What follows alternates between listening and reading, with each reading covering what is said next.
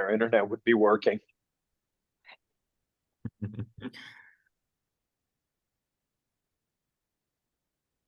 Yeah, that's so you made it. We did. What? Power was out at my house for about 12 hours. Oh God. Which welcome is to, pretty unusual here, but welcome to Karachi. Welcome to Pakistan. Yeah.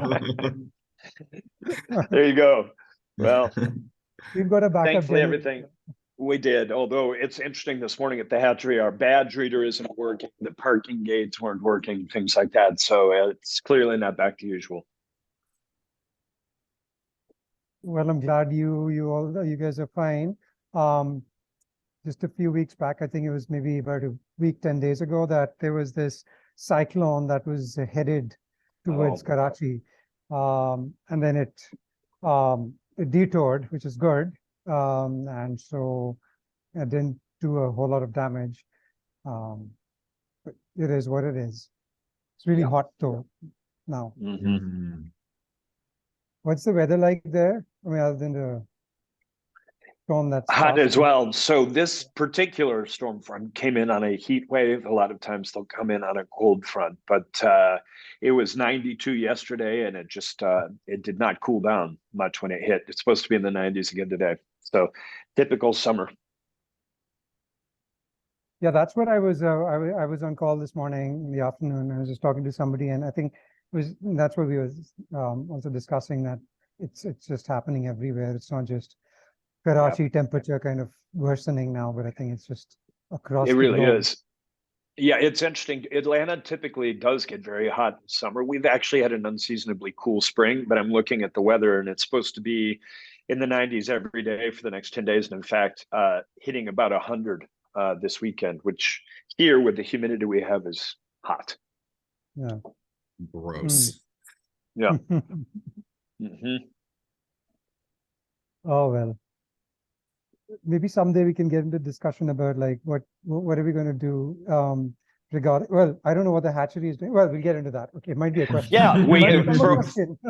For what it's worth, we do have a couple of students working on sustainability ventures. That's what that's what my question was going to be. Okay, over to Marine. Thank you for that, Dr. Asad. A very warm welcome. Good morning and good evening to those joining us from Pakistan.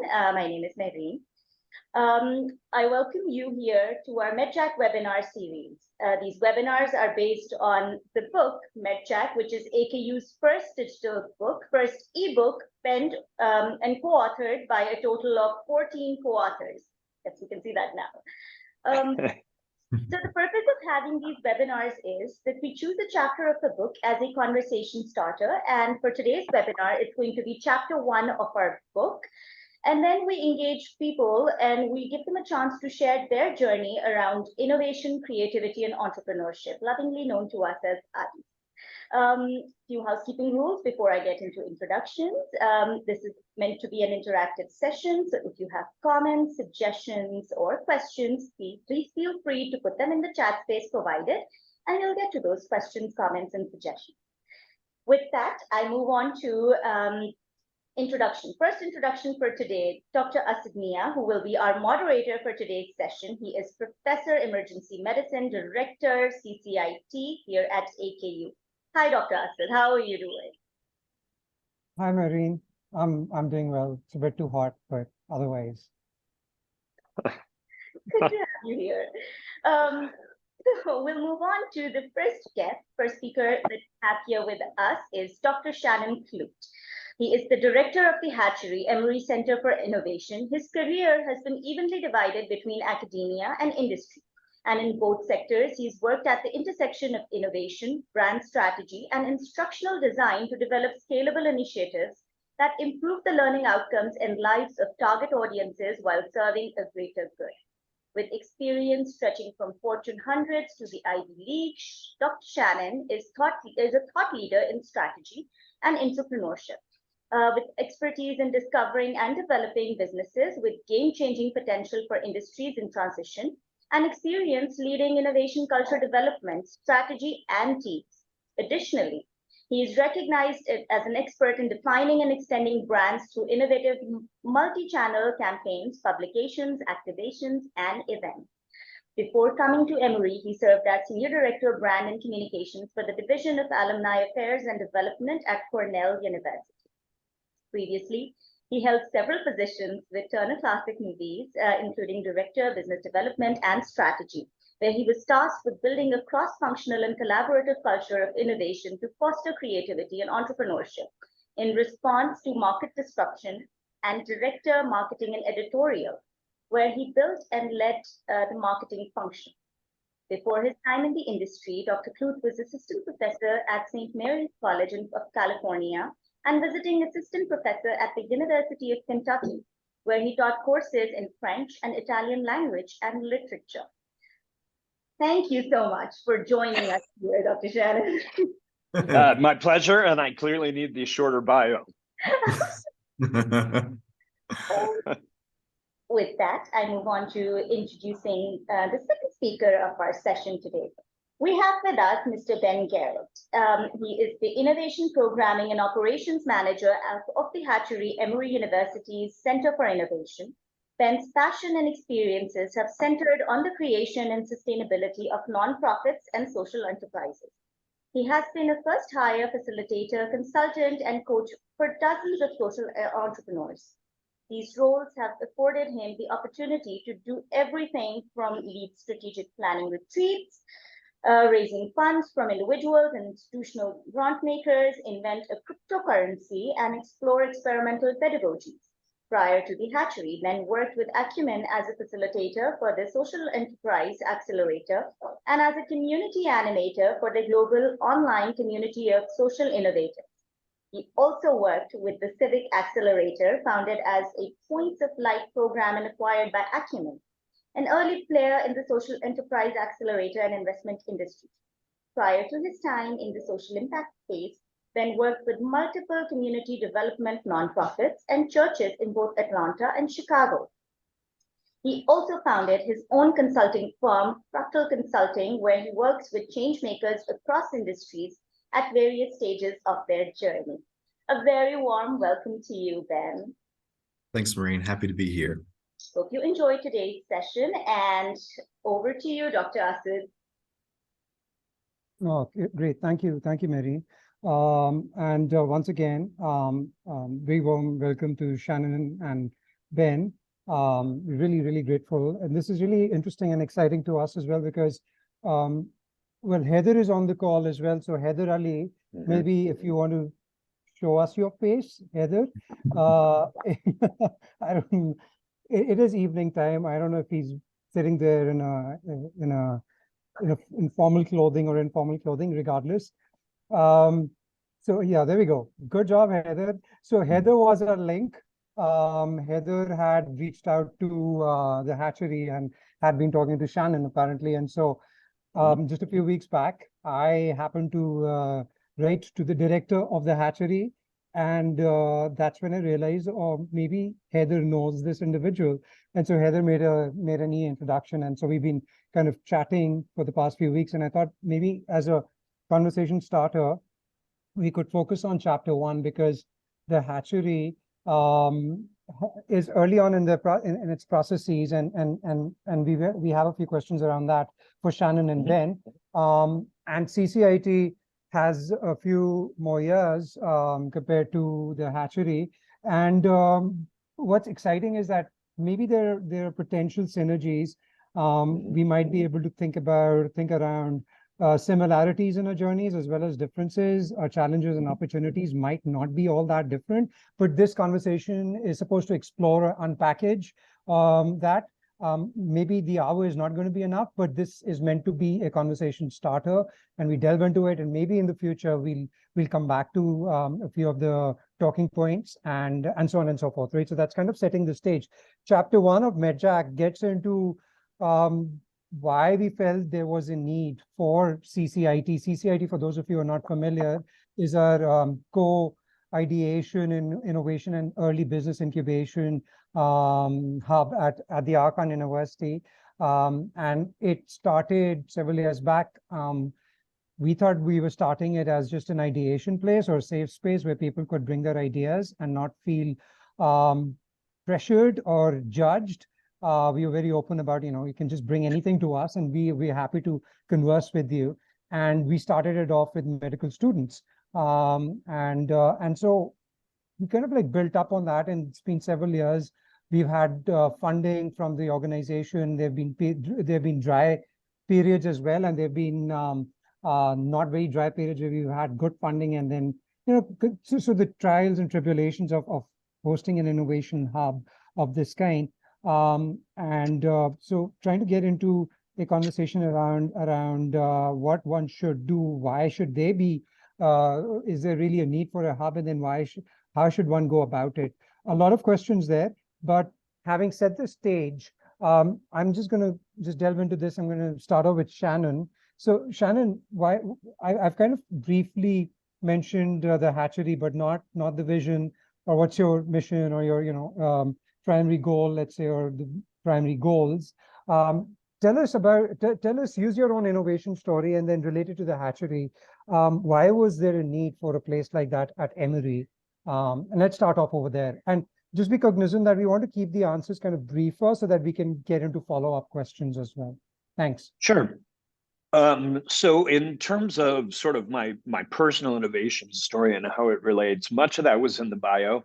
So I started actually as a professor on the tenured track, and I immediately became interested in building more scalable learning environments. And that actually led me from a tenure track career as a professor in the humanities to industry and to media, entertainment media specifically. I ended up with a 10+ year career in various fields within Turner Broadcasting. So I had brand activation roles, I had marketing roles, and then eventually biz dev and strategy, with a focus on sort of creating entrepreneurial culture and programs to drive responses to the disruption that we were facing as an industry. So all of those things, I think, ultimately have been important to building an enterprise resource at Emory for several reasons. One, I had to be really attuned to the culture of the organization. I think my background in academia helped me create something along with Ben and the team that would be acceptable to both the academic and staff sides. Because as you know, American institutions of higher education are really two enterprises that exist side by side. They're the whole business of running the institution, and they are the research and teaching. So we had to create something that really met both needs to be integrated into the culture. And I think I needed every ounce of my past experience in higher education and industry in order to create something. In terms of what we've created and why there was a need for it, there were many innovation and entrepreneurship spaces, programs, opportunities when we arrived. But as is often true of Research One institutions in the United States, they can afford a certain amount of redundancy. And so what tends to happen is that things get executed at the school level. And so there was uneven opportunity across the university. And it was clear that there was a need for a sort of enterprise resource that would create a certain baseline of activity to create a groundswell of work around innovation and entrepreneurship. And that was really the vision of the former provost who came up with the idea of the hatchery. The story goes that he, as he became provost, received dozens of proposals for innovation and entrepreneurship centers, and they all hit his desk about the same time. And he said, wait a minute, if there's this much of a need, clearly it needs to be something at the enterprise level, not something that's executed in dozens of different ways. And so that was the backstory. And we've worked to create something that really does meet everyone's needs. We can go more into how we've done that, but the short answer, it's not dissimilar to some of the methodologies and the programs that you've leveraged there. I would say the way we've described it is responsive by design, where everything we do leads with a healthy dose of customer discovery or end user discovery before we even start.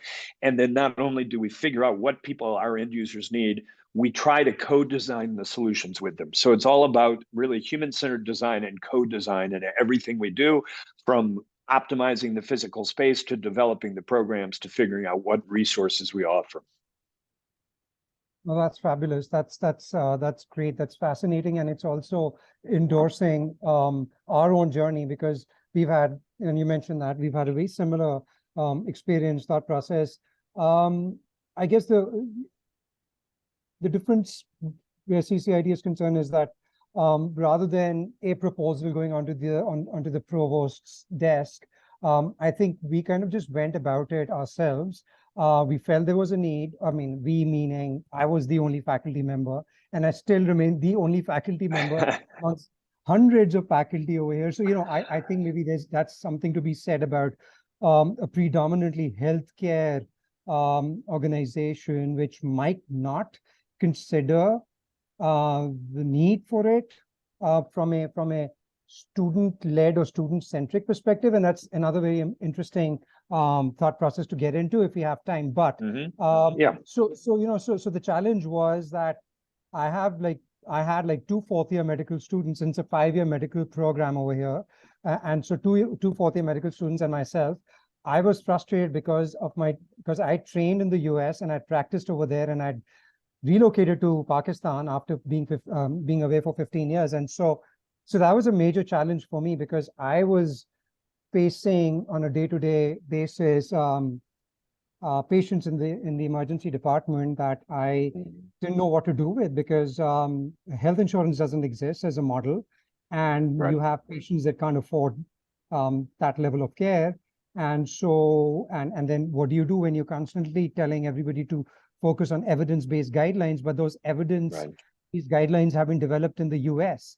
And what evidence do you have that evidence will work for Pakistan, where you don't have those kinds of, you don't have that set up, so on and so forth, right? So I don't want to belabor the point, but so I think we kind of just went about it. We said, okay, fine. If we're going to do this, we're going to do this without having resources, without having the backing of the organization, and we'll go about it quietly.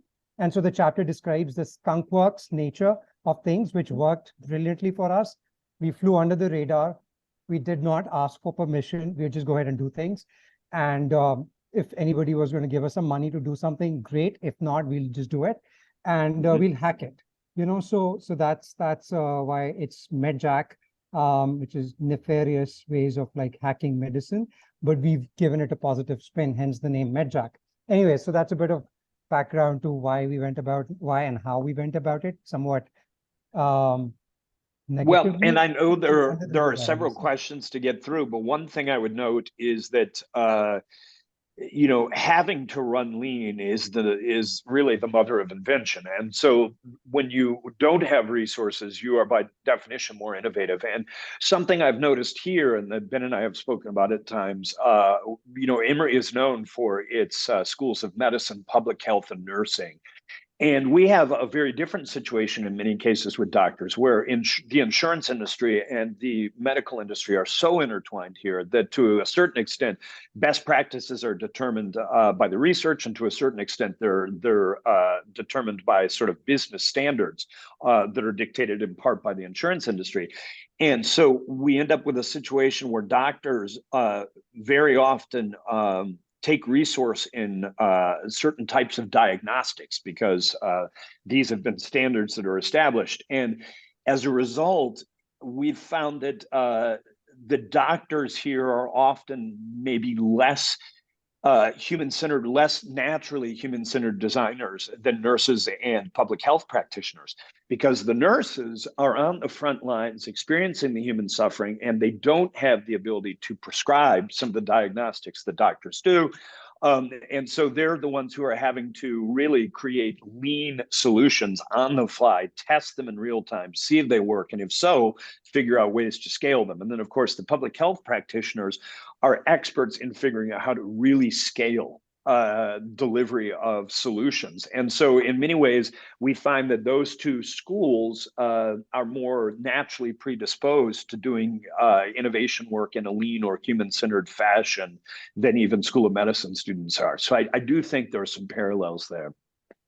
Excellent point. Yeah, and I think we've had a very similar experience or observation that the school from the School of Nursing, students from the School of Nursing, they tend to be much more I guess, I would say creative as well as like willing to kind of try different things, right? So, and we've done innovation benchmarking, and I think I mentioned that process to you.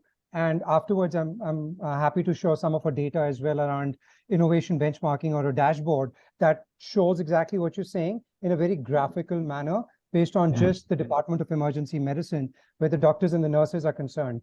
Anyways, that's a story for later.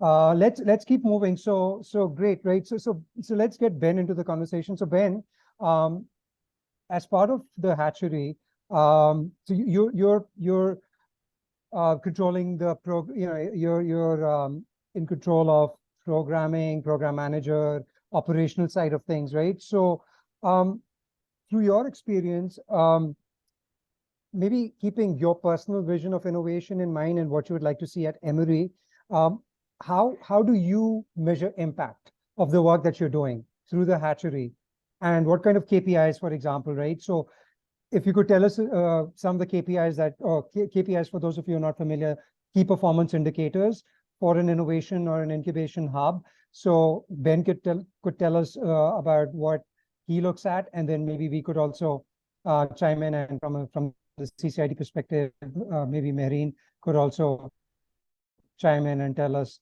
what are the KPIs that we've utilized. And Yeah, so it's a really interesting question because sometimes when you're starting an innovation initiative, what you think is important to measure is different from what the institution thinks is important to measure. And so one, just articulating that to yourself is really, really important. And then a really tricky bit is communicating with other people why those KPIs actually matter. So, or finding a balance of things that matter to you and things that matter to the institution. So for us, one thing that was really important that Shannon has kind of alluded to is Emory is made up of 9 different schools, and those schools are educating very different kinds of students and educating them to do very different kinds of things.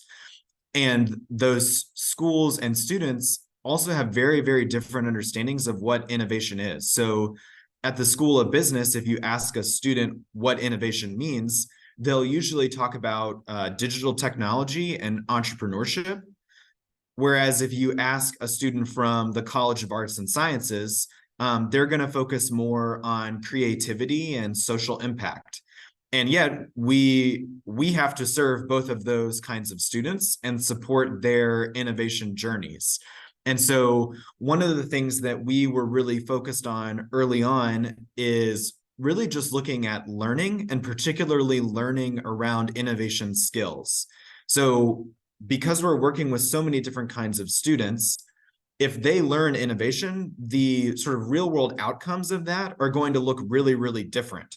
And it would be really, really hard to measure what that would look like and try to standardize that. And so we sort of took a step back from those outcomes and kind of became agnostic about the outcomes and focused really on the learning. And were students becoming more capable innovators, regardless of what field they were applying that learning to? And so a lot of our early KPIs, and these were mostly internal, is we would do pre-surveys of students around their sort of level of familiarity with different concepts or different levels of skill around things like customer interviews or rapid prototyping or things like that. They would go through the program, and then we would do a follow-up survey, and we would basically see, did they learn what we hoped that they would learn?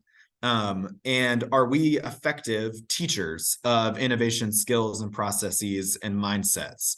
And that mattered to us because if we weren't good at that, we were really missing what we were aiming at internally. And fortunately, we were pretty good at that. And so then we had to figure out, well, what does the broader institution want? What are the kinds of outcomes that all of these different schools, the leaders at them, are looking for? And so for many of them, what really made them excited about the hatchery is the idea of students engaging in entrepreneurship, but from a very broad lens. So it wasn't just companies, it was also nonprofits, NGOs, social enterprises, community programs, activism, all of these different kinds of things. And so we started to sort of mold our KPIs to look at, were students who are going through the Hatchery's programs able to create real world impact with their projects? Were they sort of moving from, I have an idea, to genuinely working with a community and having an impact in their sort of target community? Or if they did start a company, were they able to get a prototype out and get customers to buy it? Or if they're a nonprofit, were they able to find a donating audience? And so we started to kind of shift our KPIs to, are the students who are going through these programs having a real world impact beyond Emory University? And those impacts and those stories are what really resonate with the broader institution. And so there's been kind of an evolution of metrics that really, really matter to us, and then finding the sort of intersection between metrics we thought were meaningful, but that also the broader institution would find meaningful. And in both of those cases, the students were happy with both sets of metrics. They were happy to be learning, and then they also were happy to see their own projects developing. And so we had to kind of find that sweet spot of KPIs that would make all of our audiences feel good about the work that we were doing.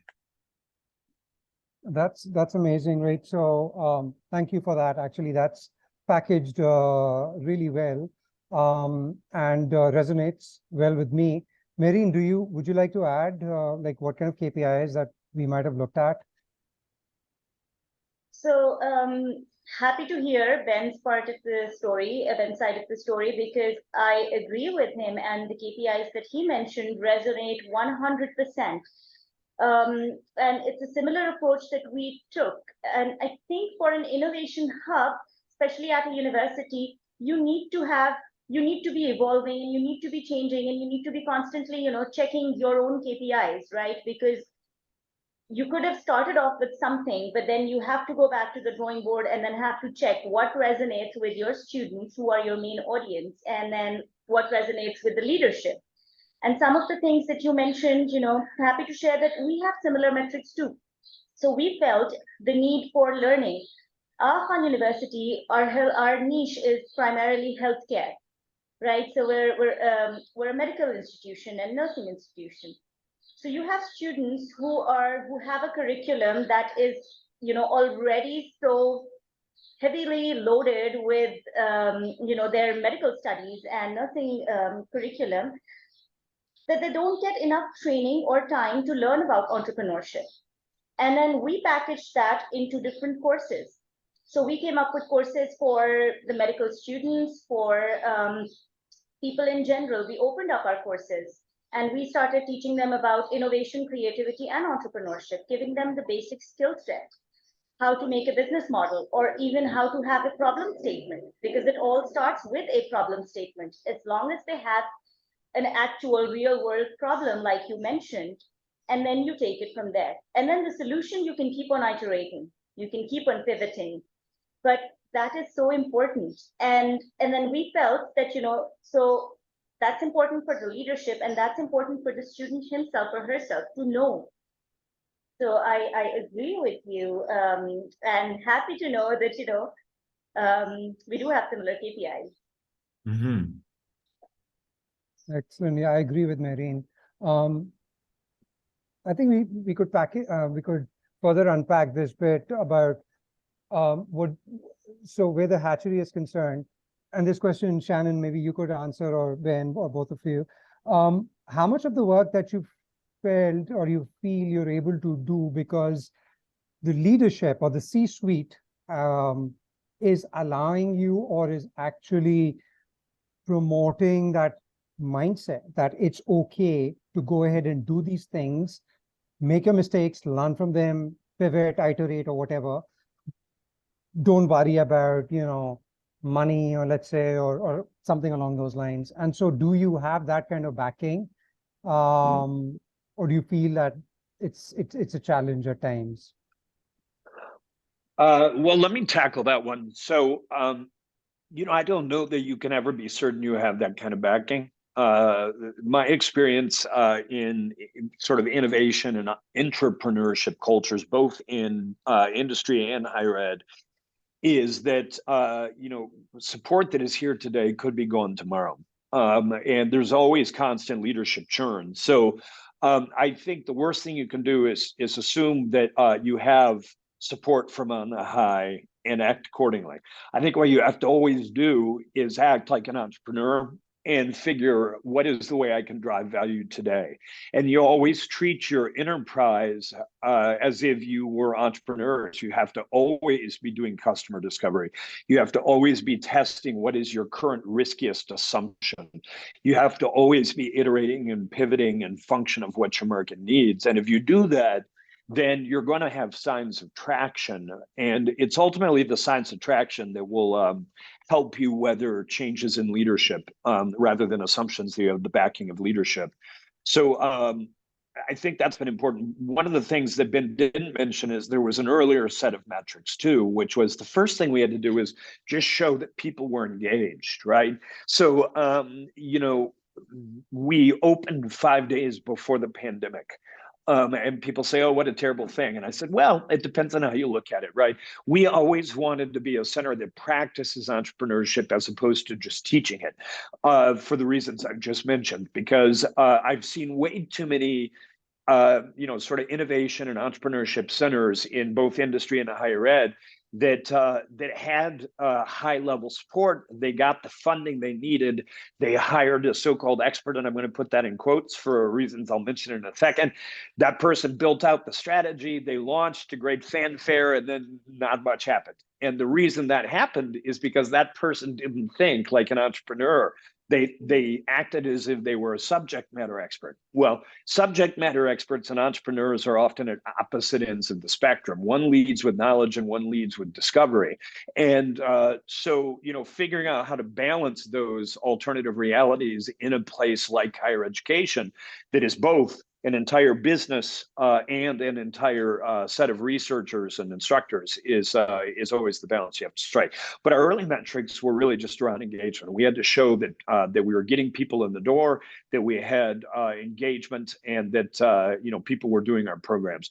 But that was important for another reason. One of the things we learned through early discovery was that and we compared notes with other institutions across Atlanta to see how our students compared. And what we learned was Emory students tended to over-index in terms of seeing themselves as innovative or innovators, but under-index in terms of seeing themselves as entrepreneurs or entrepreneurial.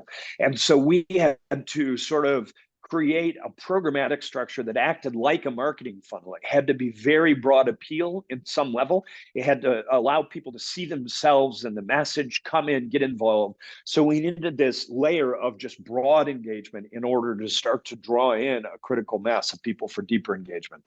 And we can talk more about how we did that with a 2-track programming strategy. But I think it's important to mention that the other set of metrics we tracked early on, and to some extent continue to track, were things like visitation, program participants, contact hours, those big bucket engagement metrics that show that there's simply a lot of activity.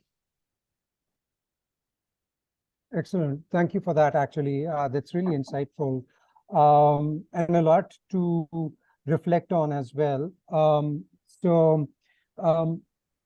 was just wondering, so, okay, first of all, like for the audience, please go ahead. I mean, if you have a question or if you have a comment or something, don't be shy. Okay, so Ben and Shannon, so most of the people on the call, I'm assuming they're students, School of Medicine, well, the Medical College and the School of Nursing. Hence, I'm encouraging them to speak up. If they don't, then we'll keep chatting. But anyways. So based on the fact that, and Mary mentioned this as well, that AKU predominantly is known for its healthcare establishment, decades of 40 years, I would say, 40 years of healthcare, and it's not just Pakistan; it's also East Africa. So we've got multiple campuses on, I think, 3 or 4 different continents now, and so people don't realize that this is a global university, and healthcare was the entry point, but we're kind of, I think we're transitioning more towards, I would say, not more, I would say, but we are transitioning introducing Faculty of Arts and Sciences, both in East Africa and in Pakistan. So you've had that experience of, and Ben mentioned that there are multiple schools, right? So different pedagogies and different students. And so do you feel that for the hatchery, harmonizing innovation, creativity, and entrepreneurship, like moving people towards a centralized, ICE-centric approach is that thing, or working with different schools based on what their specific pedagogies are or pedagogical outcomes? I know I sound really pedantic. No, not at all. That's the word that's used. Well, let me about tackle this maybe from an interdisciplinary standpoint. And Ben, I also, though, another thing that comes to mind is the recent tensionings exercise we did about making sure, we balance accessibility and accountability. And that's another, set of factors that go into answering this question. But from a strictly interdisciplinary standpoint, I'll say that, there are few truisms of innovation work that hold universally true. People have made various claims about hockey stick growth, and in some, instances, you can have processes that lead to it. But there have been a lot of ways that kind of work and that focus has been discounted. The one thing that is universally true is the more diverse the inputs, the better the outcomes, and typically the more scalable the outcomes. And so we've worked extremely hard to ensure deep interdisciplinarity, enterprise resource at a university where there are 9 very different schools, right? We have to make sure that whatever we offer is as relevant to the students in the School of Medicine as the School of Theology. So, it's a vast range. But it's simply true that when people bring different disciplinary training and different optics to a problem, you're more likely to see that problem in all its complexity. So we value interdisciplinarity.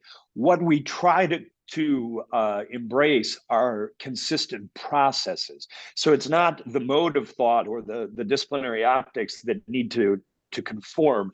It's that people need to bring the entire diversity of who they are and the ways they think to problems, but then we can share processes that help us to coordinate our efforts. And so we use a lot of lean startup and we use a lot of human-centered design because they have a certain universality.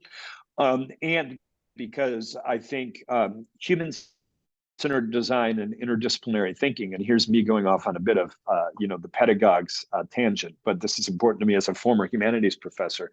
I'm convinced that as much as STEM fields have been crucial to building out the worldwide infrastructure of the 3rd Industrial Revolution, in the 4th Industrial Revolution, we're going to see the importance again of the humanities, of ethicists and philosophers, as we start to dwell in this world of these interconnected human-machine systems that are increasingly guided by AI.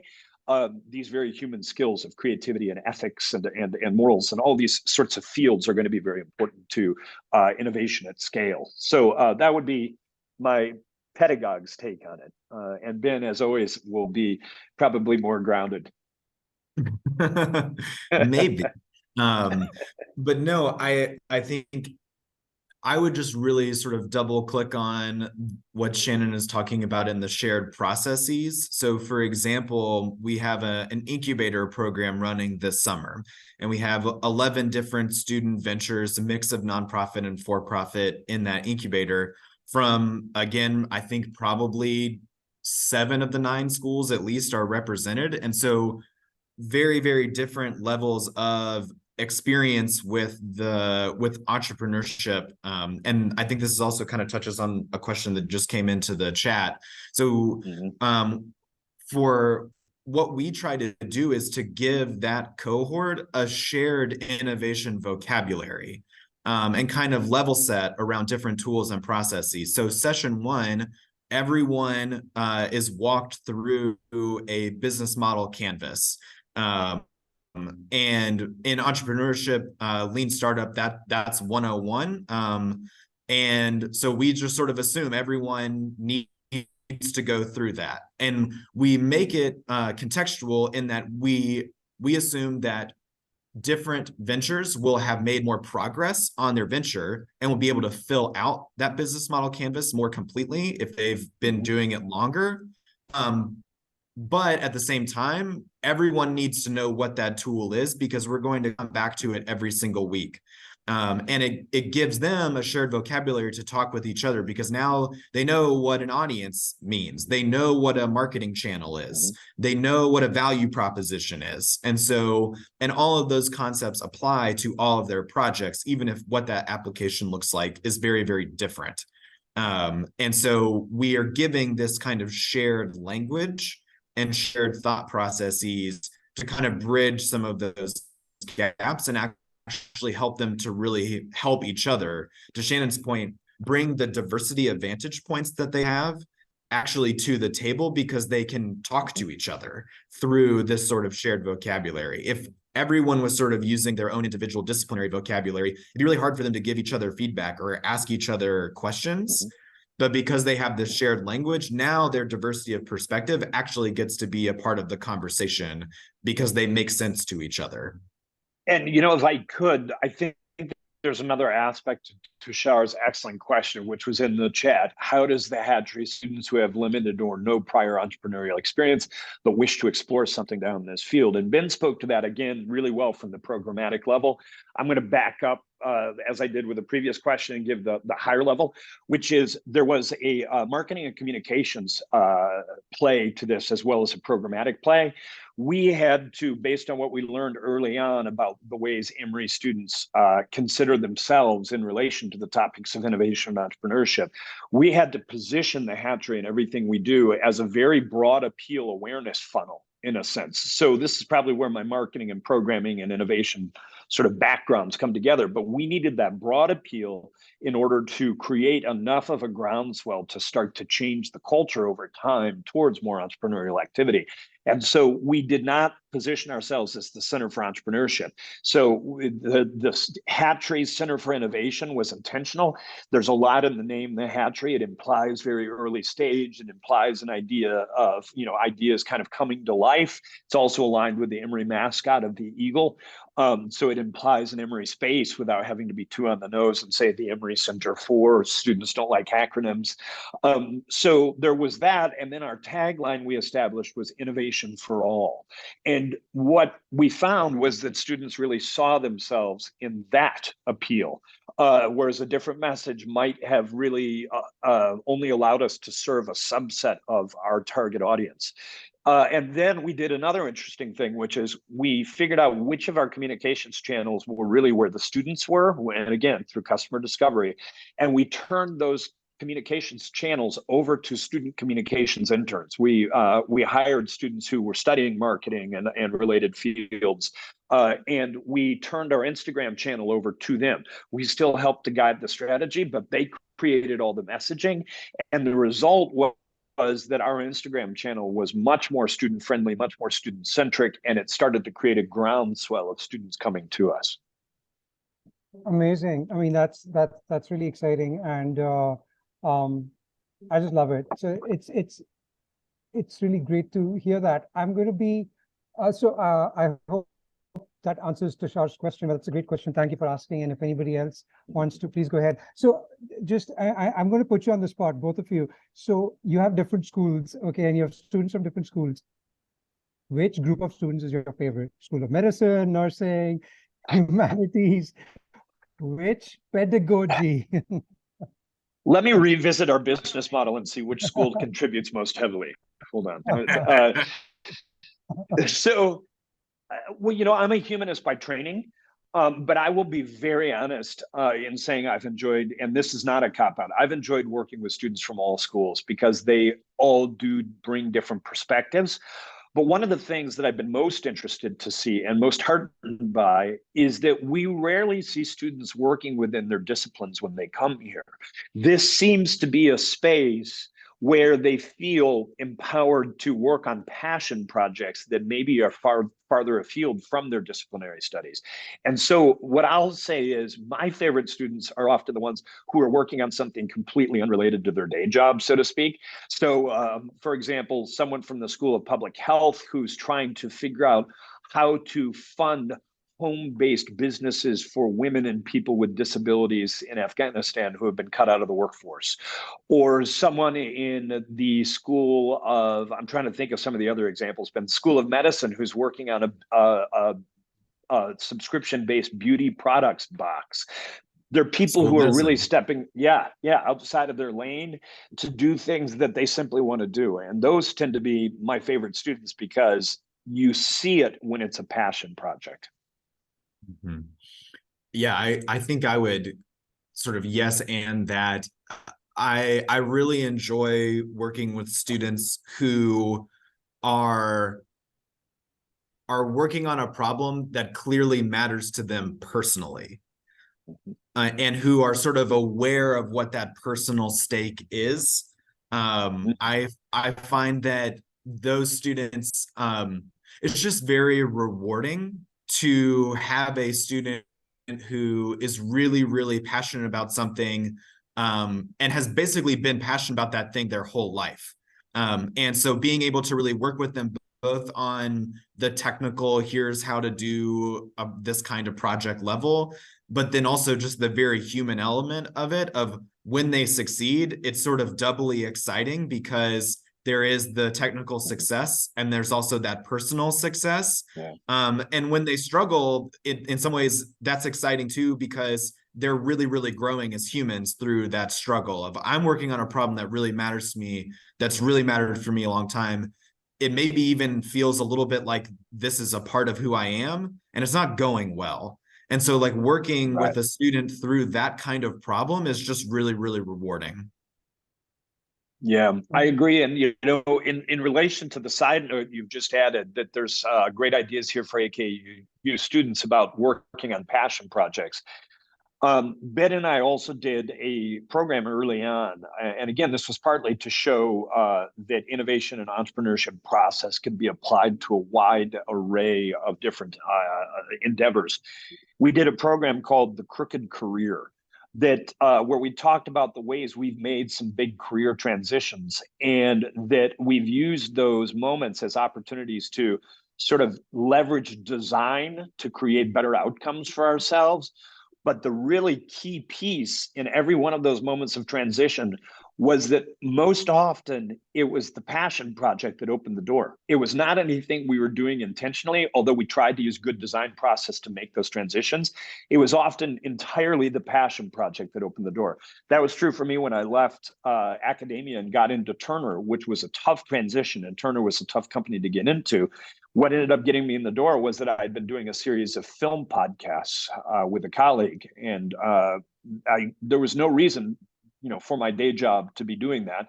I was a professor of French and Italian literature, and I was, working, all my research was on studio film, and it was because I loved doing it. And that's what opened the door. And then similarly, the things I took on out of passion projects at Turner, when I got really interested in innovation work and entrepreneurship, opened up the door to this opportunity. So often it's not the day job, it's the passion project. That's amazing. So I'm thinking of my passion project, which is teaching Zumba and salsa. So that's become, and in case I stop doing clinical work, not that I get much money from, actually I don't get any money, it's conflict of interest for some odd reason. That's another thing we would like to talk to you about someday, perhaps, conflict of interest and intellectual property, and how does that work out for students over there? Because we've had our own challenges, but I think that, but let's get to the question. So Zanera has a question. I can just read it out. So could you share an example of a scalable initiative you have developed that improved learning outcomes and had a positive impact on the target audience's lives? Can I take that Who one, wants Shannon? to go first? Yeah, I'll do that one. So we, as Shannon alluded to, we rely fairly heavily on student interns for a lot of different things. And one of our sort of big wins early on that was quite scalable is we had a group of students who were called our Inno agents.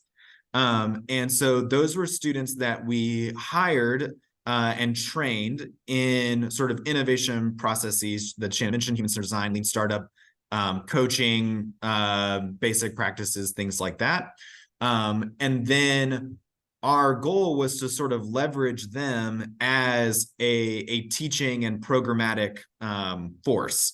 And their target audience was clubs. And the reason for that is at Emory, student clubs are a major part of sort of extracurricular life. We don't have like a big football team or something like that. And so a lot of the sort of like outside of class life is sort of mediated through clubs.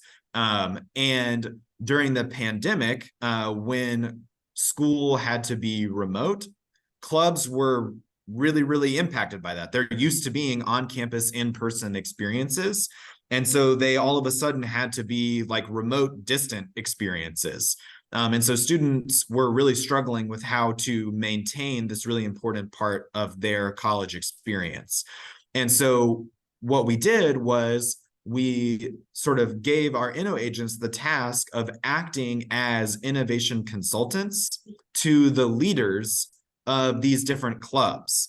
And so they would guide the club leaders through different innovation processes to figure out how to adapt their club work, business experiences, events into remote experiences, events, and business. And where that became highly scalable was, one, it means that none of the full-time staff had to be involved in any of those like workshops, programs, or consultations. And just sort of like a very basic math thing is a sale to one club is actually a sale to somewhere between like 6 and 100 students. And so instead of doing a workshop for like 5 or 10 students, they were doing workshops for 5 to 50 students. And especially if they would do a workshop where there were multiple clubs, we're talking about lots and lots of students being served, learning how to apply innovation all at the same time. And again, many of those clubs some of them are very, very sort of like fun based. But some of them are actually supplying important like human services to students. So we have a number of them that are focused on different identity groups or students who they're the first young person in their family to go to college and are adapting to what that means. And so there's a really like wide range of impacts, some of them very, very significant and sort of socially oriented to these clubs. And so that was really, really successful. Our Inno agents loved it. The clubs loved being able to learn these things and apply them to their club, and really, really enjoyed learning those things from their fellow students. And again, it was a highly scalable kind of engine for us as well. And if I could add one more, this has been probably the most consistent area of interest for me as I've transitioned careers, is making things scalable, but also trying to improve outcomes. And one of the earliest experiments I did in this was when I was still a humanities professor, and I was teaching in a small liberal arts college where there was a mandatory great books program. And we saw the arrival of a new problem in that moment, which was we were seeing the first wave of students who were coming through a standardized statewide curriculum in the state of California. And as opposed to previously, there had been lots of different regional curricula. And they were all dealing with literature in very similar ways. It was very incremental and very compartmentalized. And they could not really deal with the great books program that had always been in place, where the idea was to read a text closely, find patterns, and sustain an argument. That was not something they'd ever been asked to do. So seminar-style discussion escaped them. Mm-hmm. So this colleague and I who had this conversation thought, how could we model that sort of conversation for them, but make it more accessible beyond the classroom? And we struck on podcasting because the format itself lent itself to this kind of open-ended discussion. It was very early days. We published what we believe was the first ever academic podcast starting in spring of 2005, so before iTunes even supported podcasts. And we did close readings of film noir because it was a shared passion of ours. Much to our surprise, it got very big. It was picked up as an iTunes featured podcast, then it was broadcast throughout Australia on Radio National. And we've had over 1.5 million downloads. And this was the moment that I thought, okay, this is a very deep discussion, but something can be both deep and broad simultaneously. And I wanted to continue that experiment. And once I was finally head of marketing for Turner Classic Movies, I saw the moment, because we had very passionate, very knowledgeable fans of classic movies. And so I designed a series of massive open online courses with my former podcasting partner. And those 4 courses ended up enrolling over 70,000 people.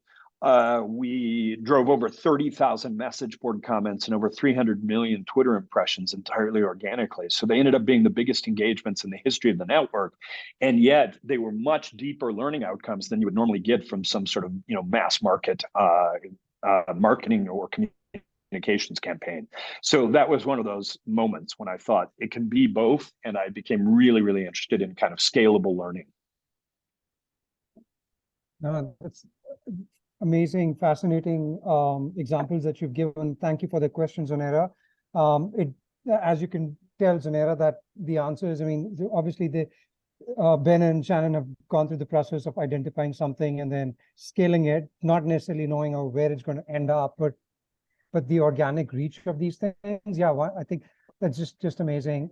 Thank you for that. I think we're coming up to the end of the hour, but let's get this one more question, and then we do want to have like maybe a take home or wrap up kind of a message from both of you for our students, particularly because I think most of the people on this call are students, and it could be just a like a generic message, perhaps, maybe, and just about like sector agnostic innovation, and what are your thoughts around what advice would you give students, and maybe even from a crooked career perspective, that it's okay to pivot and it shouldn't be that much of that big of a deal, even if you're a doctor or a nurse and you don't end up practicing clinically or doing a nursing kind of a profession. Anyways, that could be the last thing, but prior to that, so the question over here from Zayam is, he got a chance to go through your social media and discovered a program you launched in 2022, Right to Know You.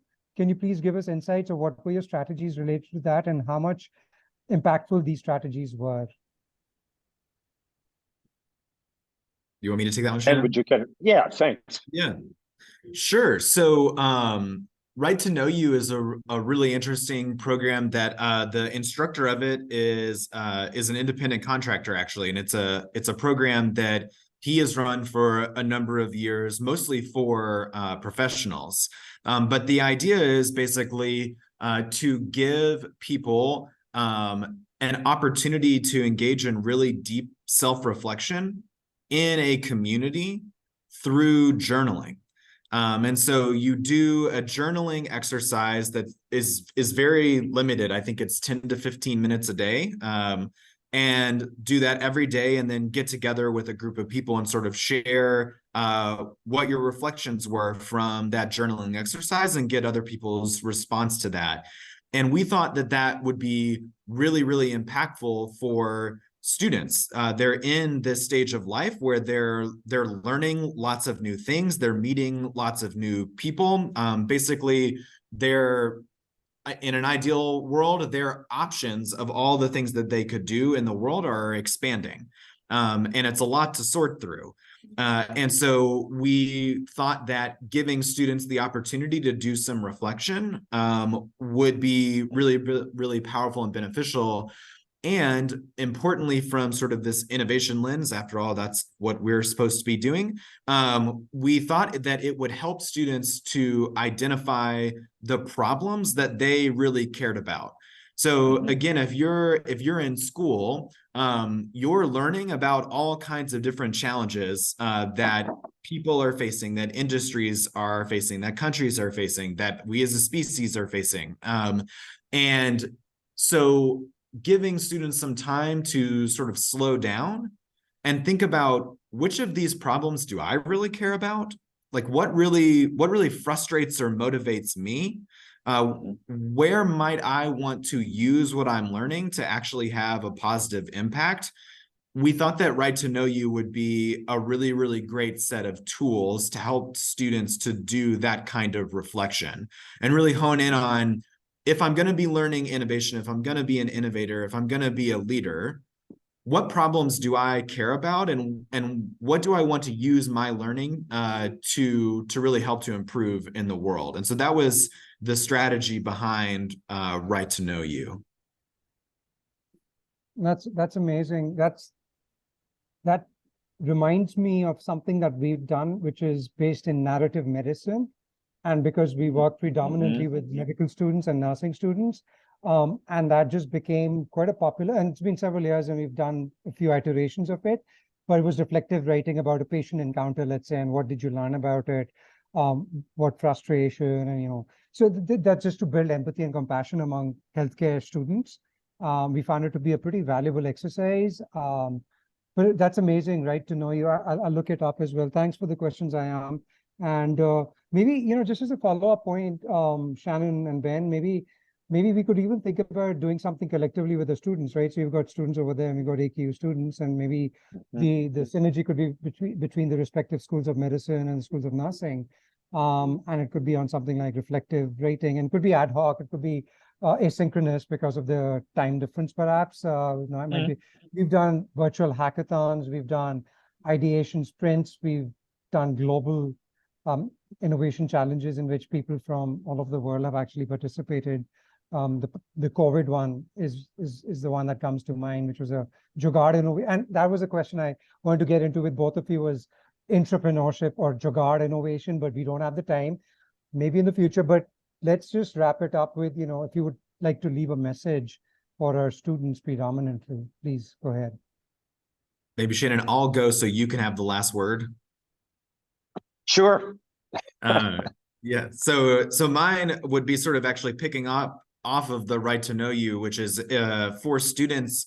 I think we tell a lot of entrepreneurs, but it's true of innovators more generally, to not fall in love with a solution, but to fall in love with a problem. And I think that that's just a really important reminder, especially when you're in school, and maybe being asked to specialize and sort of like narrow down on different things. And there are good reasons to do that. And at the same time, the way that you're being specialized might not align with the problem that you really, really care about. And as we've been talking about with Crooked Career, we've been talking about really focusing in on human problems. I would just encourage you to pay attention to what problems really, really, frustrate and excite you. The problems where you're like, someone needs to fix that. Like, why is that not fixed yet? And to hold on to those things and see if you can pursue them through your studies. But then also, if they don't fit neatly into that box, that doesn't mean it's not an important problem, and it doesn't mean it's not an important problem for you to have some kind of impact on. So that would kind of be what I would leave, is fall in love with a problem and stay in love with it. So something that's maybe interconnected, but I'll take a slightly different approach to where to focus. But the world is a complex organism. And you in universities exist in very complex environments. Chances are when you solve a big, or when you identify a big problem that needs solving, it's going to be a complex problem. Don't shy away from complexity, but find something that helps you to navigate it. And that's where I've found that innovation process can be so useful. I went through many years, I think, of probably banging my head against the wall unnecessarily by just trying to apply too many optics to too many different problems, because I was interested in lots of problems and I'd done lots of things. And I started to think that that was not the right idea. And in retrospect, I think it was. I think very, very diverse interdisciplinary optics are required to solve complex problems. But at the heart of it, you need something that carries you through consistently and allows you to bring in all those points of view. And for me, innovation process has been really powerful in that sense. So if you find something like Lean or human-centered design or Jugaad that works for you, and you stick to the process, it enables you to bring more complexity in to solving these complex situations. So complex thinking, complexity in the world, complex problems, great. Complex optics, absolutely required. Simple process. Keep the process simple and you'll be able to ground all that complexity.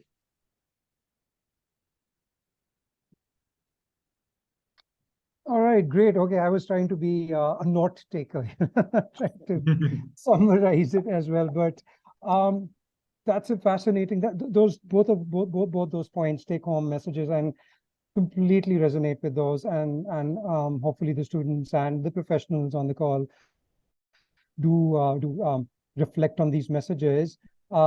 This world ain't going to get less ambiguous. It's probably going to get more ambiguous.